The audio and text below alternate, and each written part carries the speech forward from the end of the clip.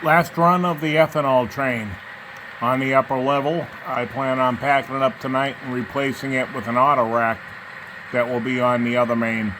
I'm going to switch over the general freight from the outside main number 4 to the inside main number 3 and then run an Autorack on the upper level.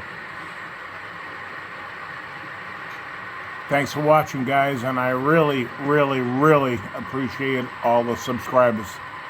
It means the world to me. Peace out, stay safe, stay low. Andy from Sutton.